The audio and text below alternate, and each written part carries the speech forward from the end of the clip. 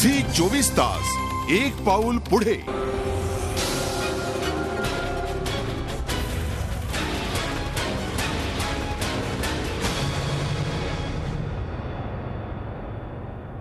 नमस्कार, मी अमोल जोशी। रोखोक मध्ये आपलं स्वागत। भारताच्या राजकारणाचा गेल्या काही महिन्यातला परवलीचा शब्द काय असा प्रश्न विचारला तर त्याचं उत्तर असेल घोटाळा आणि घोटाळ्यांचे आरोप।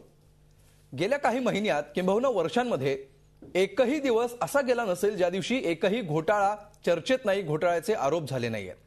विरोधी पक्षांकडून सातत्याने होणाऱ्या घोटाळ्यांच्या आरोपाने सरकार अगोदरच घायकुतीला आला असताना आता अरविंद केजरीवालांच्या नव्या पक्षाची एंट्री झाली आहे आणि त्यांनी तर राजकीय प्रवासाची नांदीच घोटाळ्याच्या आरोपांनी केली आहे। सातत्याने होणाऱ्या आरोपांमुळे अशा आरोपांचं गांभीर्य कमी होतंय का? एकामागून एक आरोप होत असताना पाठीमागचे आरोप विस्मृतीत जात आहेत का? आणि आरोपांच्या या रॅपिड फायर राऊंड मधून काय साध्य होणार यासारख्या प्रश्नांचा वेध घेऊया आरोपांचा डेली सोप या खास कार्यक्रमात।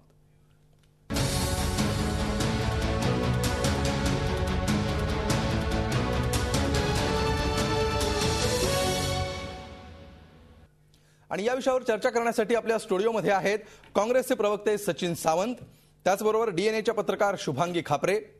आपल्या औरंगाबादच्या स्टुडिओमध्ये आहेत भाजपचे प्रवक्ते माधव भंडारी आणि त्याचबरोबर या चर्चेमध्ये सहभागी होत आहेत केजरीवालांच्या पक्षाचे प्रतिनिधी सुभाष वारे सुद्धा। आपण चर्चेला सुरुवात करूया सुभाष वारे यांच्यापासून। सुभाष जी, अरविंद केजरीवाल बिनबुडाचे आरोप करतायत असं काँग्रेस म्हणतेच आहे। काँग्रेसने जी उत्तरं दिलेली आहेत त्या उत्तरांना पुन्हा केजरीवालांकडून एकदाच उत्तर आलं, त्यानंतर उत्तर आलेलं नाहीये। मात्र सातत्याने पक्ष स्थापन करण्यापूर्वी सुद्धा टीम अण्णांनी म्हणून काही मंत्र्यांवर, केंद्रीय मंत्र्यांवर आरोप केलेले होते, त्याचे कुठलेही पुरावे तुम्हाला देता आलेले नाहीत। आता तुम्ही सातत्याने आरोप करताय, तुम्हाला काय वाटतं अशा प्रकारे सातत्याने आरोप करत राहिल्यामुळे या आरोपांना गांभीर्याने घेण्याचं प्रमाण कमी होत नाहीये का? तेव्हा एक लक्षात घ्या की कोणत्याही आदर्श समाज व्यवस्थेमध्ये अशा पद्धतीने सत्ताधाऱ्यांच्या वरती किंवा विरोधी पक्षांच्या वरती सतत आरोप होत राहणं, त्याच्यावरती खुलासे प्रतिखुलासे होत राहणं आणि सार्वजनिक जीवनामध्ये केवळ त्याचीच चर्चा होत राहणं ही काही फार चांगली परिस्थिती नाही असं मी नक्की मानतो। आणि आमच्या पक्षापुरतं जर म्हणाल तर आता तुम्ही जे आरोपांच्या बद्दल म्हणालात त्याचे मी उत्तर देईलच, परंतु 2 ऑक्टोबरला हा पक्ष जेव्हा स्थापन करण्याचं जाहीर झालं त्यावेळेला जे व्हिजन डॉक्युमेंट आम्ही जाहीर केलेलं आहे त्याच्यात निश्चित भारतीय समाजाचं एक वेगळ्या प्रकारचं चित्र आम्ही व्हिजन डॉक्युमेंटमध्ये मांडले। हे चित्र पुढच्या काळामध्ये वास्तवात आणण्यासाठी अनेक प्रकारचे रचनात्मक विधायक उपक्रम त्या पक्षाच्या कार्यक्रम पत्रिकेवर आहेत, ज्याचा 26 नोव्हेंबरला जेव्हा पक्ष स्थापन होईल अधिकृत त्यावेळेला निश्चितपणे हे सगळे कार्यक्रम स्वीकारले जातील। पण ही विजन प्रमोट करण्याऐवजी आरोपांनाच का प्रमोट केले जाते? मागच्या आठवड्यापासून अरविंद केजरीवाल हे केवळ एकाच कारणामुळे चर्चेत आहेत। मी आधी म्हणालो तसं ही परिस्थिती जरी चांगली नसली तरी अशी वेळ का येते याचा विचार आत्ताच्या प्रस्थापित राजकीय नेत्यांनी करायला पाहिजे।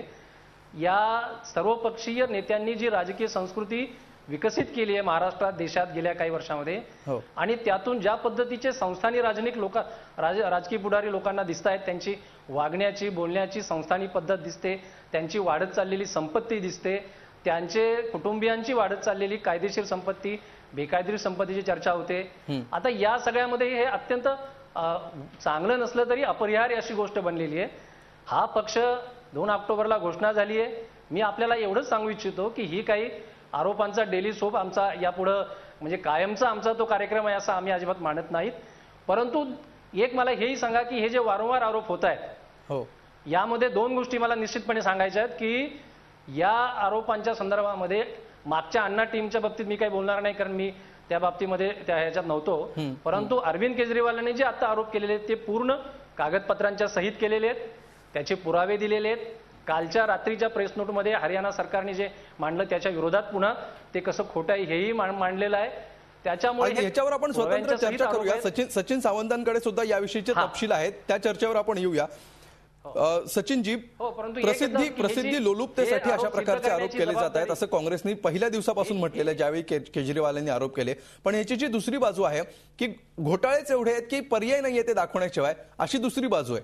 काय यातली कुठली बाजू जनतेने नेमकी खरी मानायची? एक लक्षात घ्या की ज्या तऱ्हेने हा जो प्रकार चाललाय, आजचं पंतप्रधानांचं जे वक्तव्य आहे ते अतिशय बोलकं आहे की एकंदरच भ्रष्टाचाराला पुढे करून देशामध्ये एक नकारात्मक भूमिका किंवा पेसिमिस्टिक आणि त्याच्यामध्ये दुसरा जो शब्द आहे त्याच्यामध्ये सिनिकल, हे जे वातावरण तयार करण्याने दोन गोष्टीवरती परिणाम होतो. तो देशाच्या प्रतिमेवर होतो आणि दुसरी गोष्ट एक्झिक्युटिव्ह म्हणजे जे सरकार शासन असेल किंवा त्याच्यामध्ये नोकरशाही असेल यांच्या मॉरलवरती त्याचा परिणाम होत असतो आणि हा दुर्दैवी परिणाम हा अत्यंत घातक असतो. फक्त केजरीवालांच्या आरोपांमुळे हे होतंय की एकंदरच पक्ष जे करतात एकंदर जे आरोप झालेले आहेत, तुम्ही एक लक्षात घ्या, ज्या तऱ्हेने आरोपांचं एक प्रकारे वादळ उठण्याचा प्रयत्न झालेला आहे की आज आरोप करायची, त्याची धुळधाण उडवायची आणि त्याच्या मागचं तथ्य काय आहे ते कालांतराने येत असतं जनतेसमोर आणि त्या जनतेसमोर जो वेळ लागेल तोपर्यंत एखाद्याची डिस्क्रेडिट, त्याचा चारित्र्य हनन किंवा त्याचे कौटुंबिक मानसिक सगळं हनन त्या ठिकाणी होत असतं. त्याची जबाबदारी घ्यायला कोण तयार नाही. भाजपकडून जे आरोप होत आहेत ते आरोप आणि केजरीवाल जे आरोप करतायत या सगळ्यांना तुम्ही एकाच मापात मानता? एकंदरच तुम्ही आज लक्षात घ्या, मोदींचा जो आरोप झाला होता 1880 कोटी एकंदरच त्यांच्या उपचारांना आणि परदेश दौऱ्यावर खर्च झाला